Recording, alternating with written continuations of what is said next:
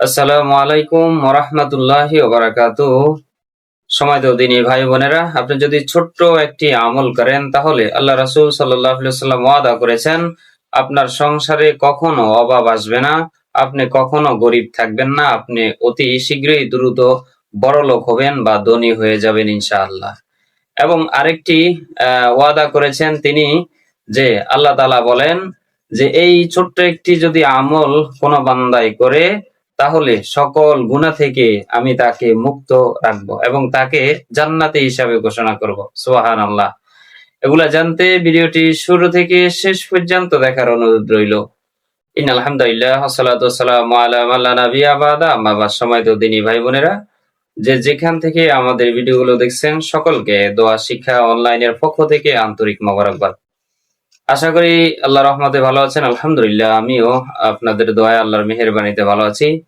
আল্লাহ রাসূল সাল্লাল্লাহু আলাইহি ওয়াসাল্লাম ইরশাদ করেন হাদিস শরীফের ভিতরে, হযরত আবু যর গিফারি রাদিয়াল্লাহু তাআলা, আমরা হয়তো অনেকে নাম শুনছি।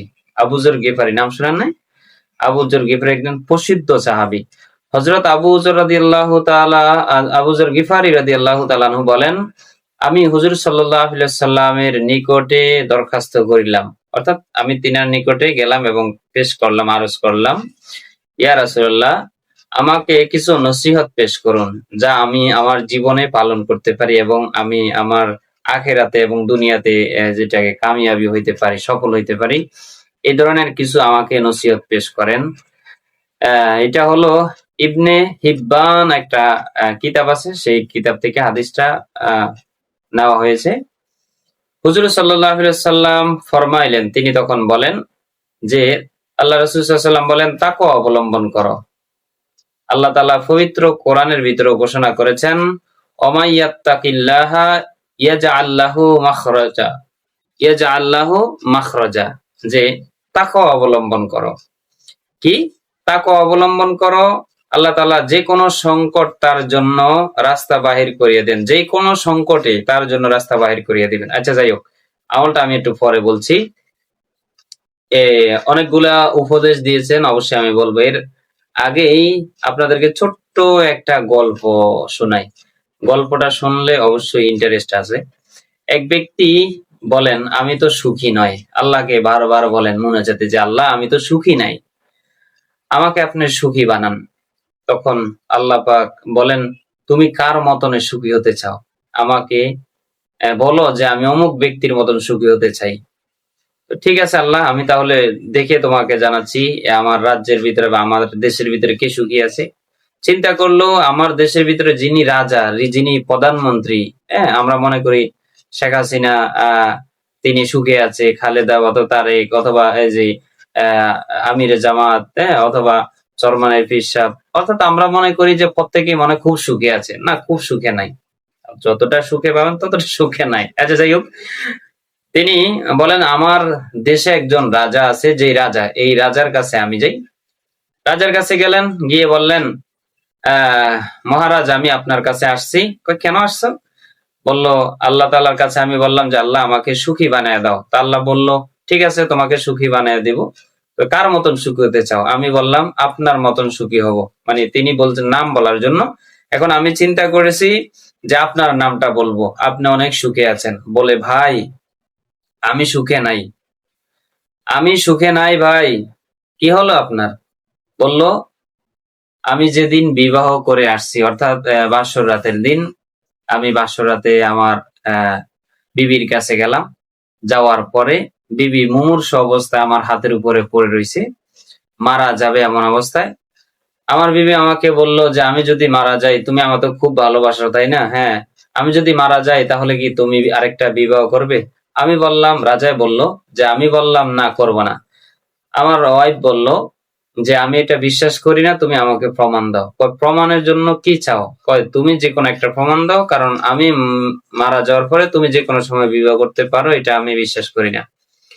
তাহলে ঠিক আছে, তোমাকে প্রমাণ দিচ্ছি। এই জন্য সেই রাজা তার গুরু সঙ্গ কেটে ফেলছে যে আমি আর কখনো বিবাহ করব না, এটা হলো আমার প্রমাণ। প্রমাণ নিয়ে আসছি। আচ্ছা, ঠিক আছে, খুশি। ঘটনাক্রমে ওই মহিলা আর মারা যায়নি, তিনি জীবিত রয়েছেন। এখন সবকিছু তো হারিয়ে ফেলছেন বাদশাহ। বাদশাহ এখন উল্লেখ করে বলেন যে দেখো আমার এখানে সাতটা সন্তান রয়েছে, এই 7টা সন্তান আমারই, কিন্তু আমার কোনো কিছু না থাকা সত্ত্বেও এই 7টা সন্তান আমার, আমি কাউকে কিছু বলতে পারি না, আমি খুব বিপদে আছি। এই জিনিসগুলা যদি আমি অন্য কাউকে বলি তাহলে আমার রাজত্ব টিকবে না, আমাকে কেউ মানবে না, আমার নাম বলিও না খবরদার। এজন্য যদি আপনি বলেন আমি মনে হয় অমুক ব্যক্তি সুখী আছে, আল্লাহ আমাকে চোখে দেখো না, এই ধরনের কোনো কথা বলবেন না, এগুলা কুফরি কথা। আল্লাহর কাছে আপনি চান, ইনশাল্লাহ আল্লাহ আপনাকে সুখী দিবে। সুখ দেওয়ার মালিক একমাত্র আল্লাহ তাআলা। কেউ কারি টাকা থাকা সত্ত্বেও সুখী নয়, আবার কেউ 5-10 হাজার টাকা ইনকাম করে অনেক সুখে রয়েছে। যাই হোক, সুখ দেওয়ার মালিক একমাত্র আল্লাহ। রাসূলুল্লাহ সাল্লাল্লাহু আলাইহি ওয়াসাল্লামকে বলেন তিনি যে আমাকে আরো কিছু উপদেশ দেন। তিনি আরজ করলেন যে কোরআন তেলাওয়াত করো, ইহতিমাম করো, কোরআন তেলাওয়াতের ইহতিমাম করো, অর্থাৎ অভ্যাস করো, কারণ উহা দুনিয়াতে তোমার জন্য নূর হইবে এবং আখিরাতে সঞ্চিত ভান্ডার হবে। এরপরেই তিনি বলেন যে প্রকৃতপক্ষে তাকওয়া বা পরেজগারি হইল সমস্ত কাজের মূল। যার অন্তরে আল্লাহর ভয় পয়দা হইয়া যাইবে তার দ্বারা কোনো গুনাহ হইবে না। অর্থাৎ আপনি যদি তাকওয়া অবলম্বন করেন, তাকওয়া কি জানেন? আমরা তাকওয়া বলি, কিন্তু তাকওয়া কি সেটি জানি। আল্লাহকে ভয় করা। আল্লাহকে কি ভয় করা? সর্ব অবস্থায় আল্লাহকে ভয় করা। সর্ব অবস্থায় কি আল্লাহকে ভয় করা? আপনি সকাল থেকে সন্ধ্যা পর্যন্ত যা কিছু করেছেন, আপনি চোখ বন্ধ করে চিন্তা করেন যে আমি কত অপরাধ করে ফেলছি, কত অন্যায় করে ফেলছি, কত কিছু করে ফেলছি, আমি আল্লাহ তাআলার কত নাফরমানি করে ফেলছি। এই সবগুলাকে যোগ বিয়োগ দিয়ে যে আপনি আল্লাহর কাছে ক্ষমা চাওয়া এবং সর্ব অবস্থায় আল্লাহর ভয় আপনার দিলে রাখা এবং সর্ব অবস্থায় মৃত্যুর কথা স্মরণ করা, সর্ব অবস্থায় দুরূদ পড়া, এই সব মিলিয়ে হলো তাকওয়া। আমরা তাকওয়া শুধু আমাদের মুখেই থাকে।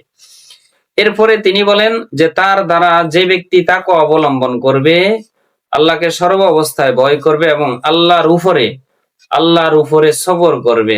ইন্নাল্লাহা মা'আস সাবিরিন। আল্লাহ বলেন সবর যারা করে এদের সাথে আমি আছি। ফেরেশতাদেরকে ডেকে বলেন আমি এই বান্দাকে বিপদ দিয়েছি। কয় হ্যাঁ বিপদ দিয়েছেন, দেখছি তো। কয় সেই বান্দা কি কিছু করছে, আমাকে কিছু বলছে, না আমার ইবাদত বন্ধ করে দিয়েছে? কয় না, কিছুই তো করে না। বললো তোমরা সাক্ষী আছো, যাও। সে যেই পরিস্থিতিতে আছে বর্তমানে, আমি এর থেকে আরো 1000 গুণ ভালো পরিস্থিতি তার জন্য দরজা খুলে দিলাম। সুবহানাল্লাহ। সে কি চাইবে আমি সব কিছু দিব। ভাঙ্গা দিলের কাছে আমি আছি। সে অভাব রয়েছে আমি অভাব দূর করে দিব। সে ঋণগ্রস্ত রয়েছে, আমি ঋণ পরিশোধ করার তৌফিক দান করে দেব। সে অসুস্থ রয়েছে, আমি সুস্থতা দান করে দিব। সে মনে করো গুনাহ করে ফেলছে, আমি তাকে ক্ষমা করে দিব। কি চায় সে, তাকে বলো। সবর করার মাধ্যমে আল্লাহ তাআলা এগুলো বলেন। আরেকটা কাজ হলো যে রাসূলুল্লাহ সাল্লাল্লাহু আলাইহি ওয়াসাল্লাম বলেন যে তার দ্বারা তাহার কোনো অভাব দেখা দিবে না। যে ব্যক্তি তাকওয়া অবলম্বন করবে এবং সবর করবে, এই মাত্র একটা কাজ করবে। যে ব্যক্তি তাকওয়া অবলম্বন করবে, আল্লাহর উপরে তাকওয়া করবে, যে তার কখনো কোনোদিন অভাব দিবে না।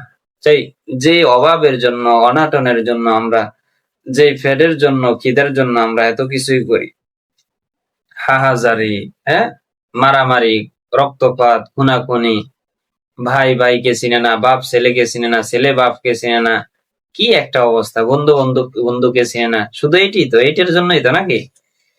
এই অভাব আল্লাহ তাআলা দূর করে দিবেন। যে বলেন যে কোন ব্যক্তি যদি তাকওয়া অবলম্বন করে, আমি তার সকল সংকট দূর করে দিব এবং যে কোনো সংকটে তার জন্য রাস্তা বাহির করিয়া দিব। আল্লাহ তাআলা বলেন ওয়ামাইয়াত্তাকিল্লাহা ইয়াজআল লাহু মাখরাজা।